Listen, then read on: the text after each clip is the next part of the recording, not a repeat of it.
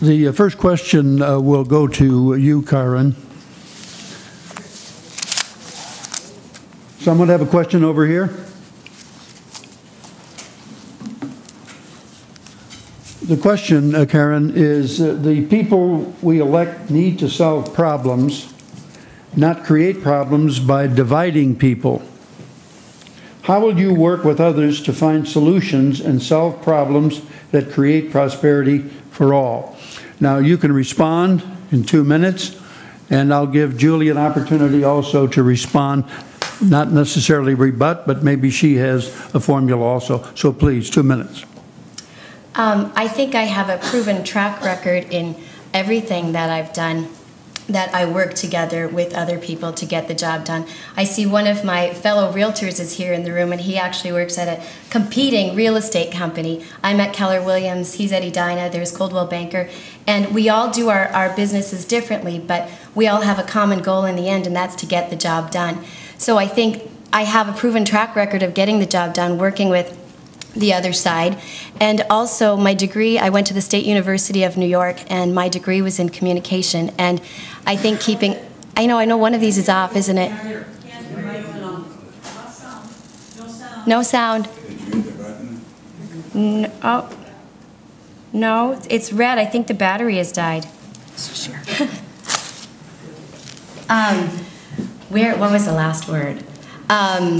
State University of New York. Yes, that's where I went to school, and I got my degree in communication.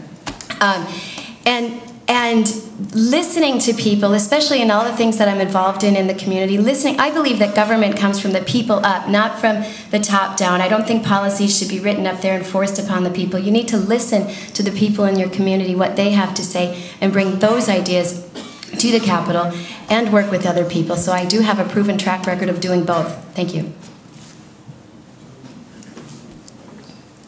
Well, thank you for this opportunity to answer this question. It's one thing to work at the local level in a less partisan environment and get things done. And I think that's where we find our hope. As I traveled the district this last many months, I was very encouraged by nonprofit initiatives, charitable initiatives, our local city governments, and that in nonpartisan environments, they work together and actually do get results. Doing it at the Capitol is a much different story. You have to come to it with an independent mind, you have to come to it with a nonpartisan attitude, and you have to come to it with a focus on evidence. And what does the evidence tell us about what the problem actually is and what the solutions actually are? This is what I've done throughout my career. I'm an economist, I look at evidence. We have at the Capitol, in both sides right now, extremists of both parties. We had a shutdown because we had extremists in both parties trying but failing to govern. We need people in both parties who are evidence-driven, who are not soundbite-oriented, who are not partisan, and who are also willing to compromise to reach that end goal of passing legislation. As I said earlier, I did this on very complicated health care reform. I chief authored and passed 2007 health care reform. The business community heralded it as a major achievement. The governor signed it. I also was a co-author of the 2008 reform. Again, bipartisan effort supported by labor unions, business, the medical professions, and passed and signed into law. Did this on water quality legislation. Did this on cutting the budget. We needed to cut major portions of the Health and Human Services budget. I put stakeholders in the room together, asked them what the minimum bottom line benefit was required for dental programs in our state for seniors.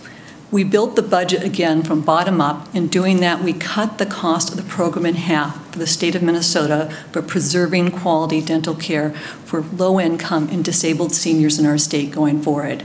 This is the kind of bipartisan effort, listening to those who are knowledgeable, listening to our constituents, listening to those who are involved in the field, that's required to actually move forward on policy. Thank you very much.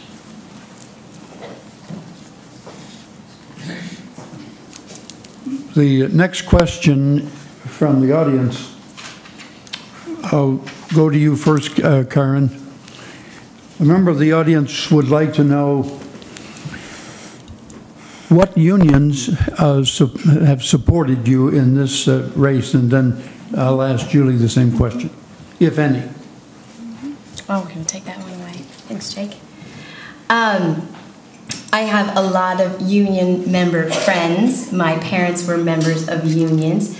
I have other family members that are members of unions. I'm not publicly supported by any union. I didn't ask for their support. I didn't ask for their endorsement. So I'm willing to work. I sat down with Education Minnesota and talked about their union. I'm not supported or not endorsed by any of them, but I can't say that I don't have any of their support. One side, do you have any influence on the NHL to resolve their issues? As a matter of fact, I do. We're going to get that done right at 3 o'clock. See me after this meeting. Yeah. Julie. Thank you. One of the testaments to the bipartisan work I described was that in all my races for following my sessions in 2008, 2010, and currently, I have been supported by business groups and labor unions. And also, I'm unique among Democrats in that you throw into that mix, I'm supported by environmental organizations as well. So in both 2008 and 10, I was supported by the Chamber of Commerce Leadership's Voters Fund and also the National Federation of Independent Businesses. I was given their Guardian of Small Business Award by the Minnesota chapter twice. This year, I'm supported by Small Business Minnesota as well. Small Business Minnesota. I'm supported by a variety of unions, both public and labor trades-oriented unions, and I also am supported by Conservation Minnesota and Clean Water Action. I also received one of 3 leadership awards in the state in 2010 from Conservation Minnesota's Voters Fund. When I fill out questionnaires or screen with any group of any type, I tell them I'll tell you exactly what I think, where I agree with you and where I don't agree with you. You can endorse me, not endorse me, support me financially, not endorse me, support me financially. I represent the people of Minnesota and the people of my district, and so not these interest groups. And I don't expect them to try to influence me, and I will not be influenced by them. Question, Karen, from a member of the audience. Assuming another state deficit, how would you fund it other than borrowing again from the public schools? You want me to go first on all of these? I didn't know. Is that how it's supposed to go? No. Okay. Do you want to? I'm just saying that's just how it's been going. Whatever. We should alternate. Yeah, we should alternate. I'll give it to Okay. Julie, then let her respond. All right. I don't want you to be feel discriminated against. Fair and balanced. Thank you. Going into 2013, we will face in real terms another budget deficit of above $4 billion. The fiscal forecast is for $1 billion budget deficit.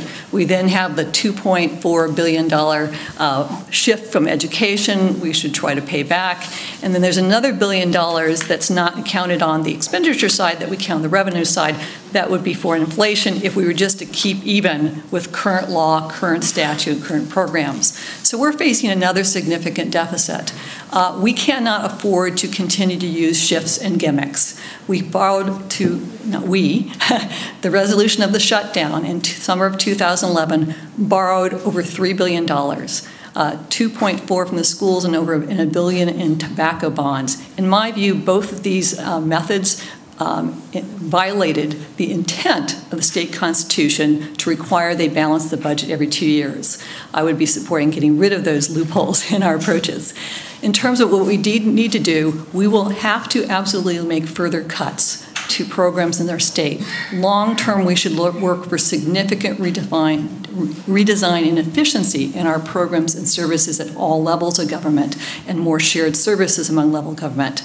We also need to modernize and revise our tax system and reform it in this state to provide a more stable basis going forward so we are not experiencing these serious fluctuations that lead to the deficits and surpluses.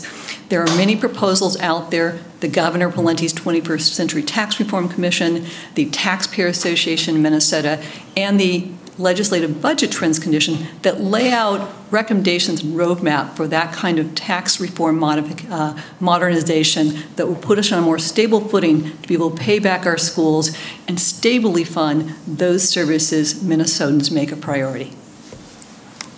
Karen. Can you repeat the question again? I'm trying to find it. Oh no.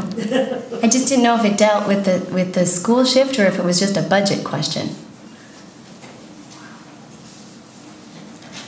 The question, as I recall, related to the support of a fiscally responsive legislature. Okay. Is that pretty much what you talked about? Well, and you alluded to the school shift because you said, what is your approach to balancing the budget and dealing with paying back our schools or something along those lines? Okay.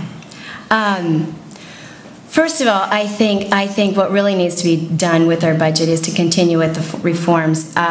When former Representative Bunn was in the legislature, that legislature took a $1.8 billion surplus and turned it into a $6.8 billion deficit by the time she left in 2010.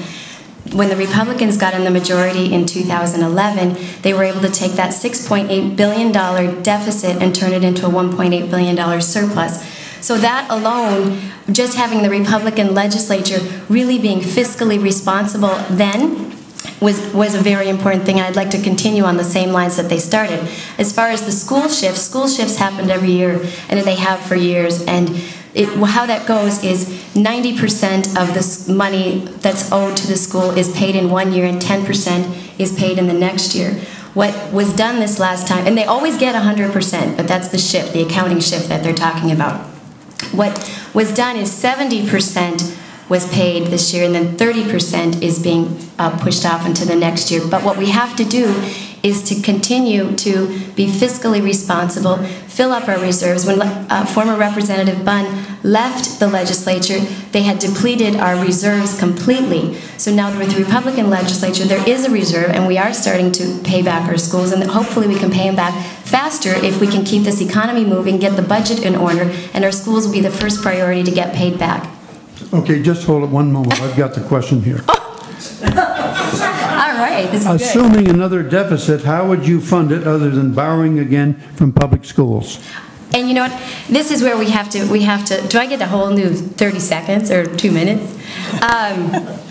2 hours? No. There we go. I could do it. And that's where we have to look at reforms in our budget. I think it's very, very important. We don't need to tax people anymore. We don't need any more irresponsible spending. And we have enough revenue coming in right now. We just have to be responsible with how it's spent. We need to be more efficient. For example, there are some of our departments, like our Health and Human Services, our Education, our Agriculture, and our Transportation departments, all operate in their own silos. They each have their own IT department.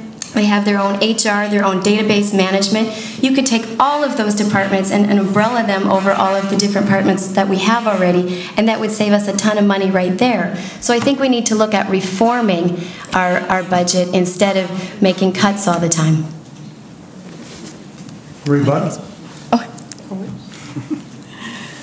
Are you adding rebuttals now? You do need to do it fairly as you go back and forth. I'm flexible.